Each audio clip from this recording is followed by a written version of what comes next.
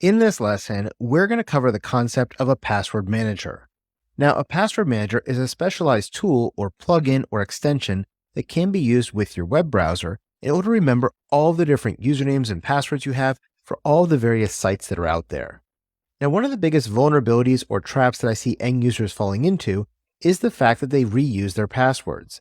And this is a really dangerous practice because if you're reusing a password across multiple websites and one of those websites gets hacked, well, your password is now known by everybody on the dark web, and they can try using that across other sites as well. We saw this happen many years ago when sites like MSN or Yahoo or Target had gotten breached. Then the attackers took those usernames and passwords they got from that breach and then tried it across many other sites. And if you reuse the same username or password across multiple sites, they would have access to all of your data. One of the biggest challenges with this password reuse is that most usernames are going to be the same because most usernames are going to be set to your email address. And most of us use the same email address across multiple sites. So it is really important that we use a different, long, strong, and complicated password for every single website that we're going to use. Now, unfortunately, as humans, it's really hard for us to remember a lot of long, strong, complicated passwords. So there is this function called a password manager who can do this for you. And this is what we're going to talk about in this particular lesson. Now, many of our web browsers have a password functionality built into it directly. For example, if you go into Google Chrome, you will find that when you go into the settings underneath the three dots, that you will be able to go into your autofill area. And from here, there is a built-in password manager. Now, you're going to notice here that I actually am not using this password manager. And most of the time, I actually prefer to turn off the feature to offer to save my passwords or to use auto sign-in with this password manager. The reason is, personally, I find that password managers that are built into another tool, such as a web browser, are not nearly as secure as those that are standalone third-party tools. So instead of using the built-in password manager inside of Microsoft Edge, Google Chrome, Apple's Safari, or Mozilla's Firefox, I tend to prefer to use a third-party password manager like 1Pass, Dashlane, LastPass, or Bitwarden. In my case, I actually prefer Bitwarden, and that's what I'm going to show you how to install as a third-party extension into Google Chrome and how you can use that type of a password manager as you move forward with your daily work. Now, in order to install Bitwarden, which is the password manager I want to use, I need to first go into the extension store, and by going into the extension store or marketplace, I can download the extensions that I want. So I'm going to go up here into my three dots, I'm going to go over here to my more tools, and then I'm going to go to extensions. From here, I'm going to be able to search my extensions, which will only search what's locally on my computer, or I can click the three lines on the left-hand side and go down to the bottom to open the Chrome Web Store. From here, I now have a trusted area to download different tools, plugins, and extensions that I may want to use. In our case, I'm looking for a password manager, so I'm going to type that in, and you're going to see there are lots and lots of password managers out there, but the first three that come up are the ones that are featured by Google, which include the Avira Password Manager, LastPass, and Norton Password Manager. In addition to this, if you click on the More button, you'll see all of the other extensions that fit the term Password Manager, sorted by either ranking or being featured because they paid an extra fee to Google. In my case, I only want to consider any password manager that is going to be 4-star or above, and so I can do that by clicking on the ratings over here. And if I wanted to be even a little bit more stringent, I could say I only want to look at 5-star rated programs. Here, you can see that the first one that pops up is Bitwarden, which is the one that I personally use, and I really like it and trust it. To be able to use Bitwarden here, we'll simply click on it, and this will allow us to go and add this into our Chrome as an extension. Go ahead and click Add Extension, and this now gives this password manager the ability to read and write passwords as you're entering them into different sites, and to be able to use those and hold those as an encrypted and protected vault that contains all of your sensitive information. Once you have that done, you can go ahead and close this tab, and then we're going to go ahead and close this tab and this tab as well, bringing us back to our settings area. From here, I'm going to click on the little puzzle piece icon, which is for the extensions, and you'll see that Bitwarden has now been installed. If you click the little pin next to it, this will pin it to your taskbar at the top, and you'll see it's now located right here. From there, you can click on Bitwarden, and then you'll be able to log in, sign in with an enterprise account, or create a new account. Bitwarden is a completely free password manager that you can use on a personal level. But if you're like me and you have a corporate account, you can log in using those corporate account credentials as well. And there is a fee as a company to be able to have a Bitwarden account across your entire organization and it allows you to share passwords with other people as well, and this makes it really useful, especially if you want to share passwords in a more secure way.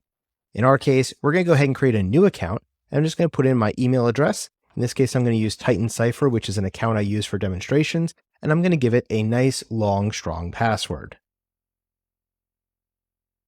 Once you've done that, you can then retype your master password.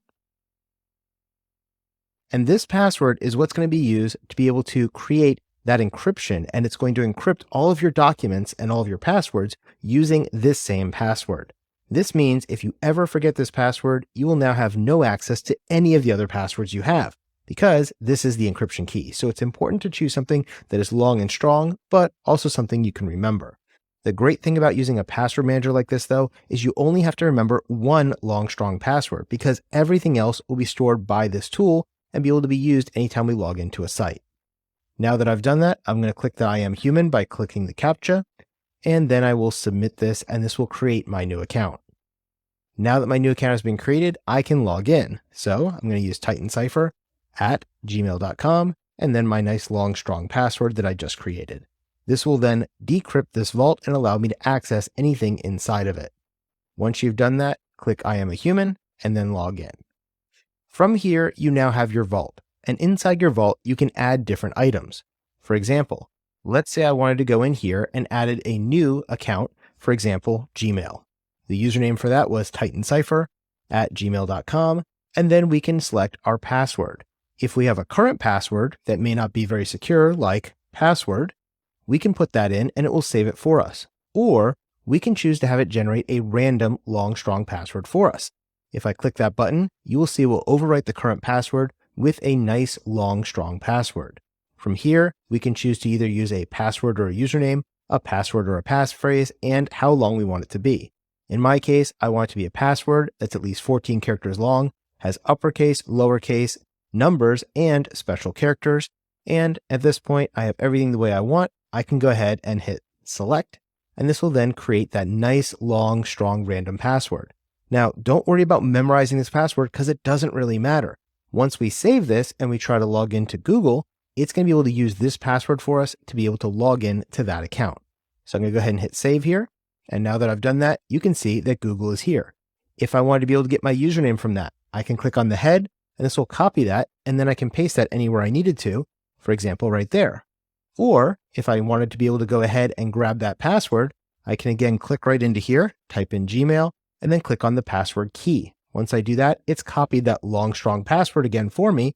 And from here, I'm able to paste it in and you can see that long, strong password. In addition to that, when you go to a website like Gmail and you try to log in, it's going to allow you to be able to log in using that BitLocker login. So I'll click here and it will be able to find that I have Gmail. And from here, I'll click on that and it will allow me to copy in that username. In addition to that, we can then put in our password by doing the exact same thing, going into here, selecting our Google account, and then copying and pasting in that password, and then clicking next in order to log in. And from here, we're now logged into this account and we'll have no issues moving forward and using Bitwarden. Now also, whenever you're using Bitwarden, anytime you try to log into a new site for the first time, it will ask you if you want to remember its username and password.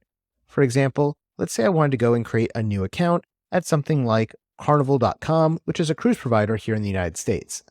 If I wanted to do that, I can go here to Carnival.com, and then once I get to the website, I can then click on Create an Account, and from here, I'm going to go ahead and enter in the username and password that I want to use. In this case, Titan Cipher at gmail.com, and then when I go to password, again, I'm going to go in here and I'm going to choose a random password using my generator. Once I have that, I'll paste it in. If I hit show password, you'll see it's that same password I just had, and then click sign up.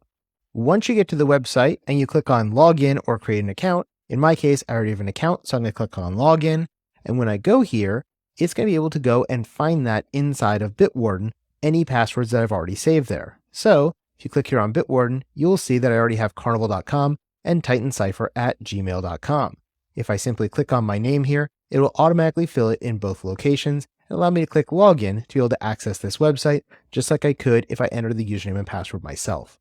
The really big benefit of using something like Bitwarden is that you can have all of your details in one place and one secure method that is fully encrypted and protected using the long, strong password that we created as our original master password. This protects all of the other passwords, and if I log into my actual Bitwarden account I use at work, I have hundreds and thousands of different passwords, and I can control them all from within Bitwarden, and I only have to memorize one key password that serves as my encryption phrase. So keep this in mind when you're using your password managers. Password managers are an awesome tool to give you additional security and prevent you from having password reuse across your organization.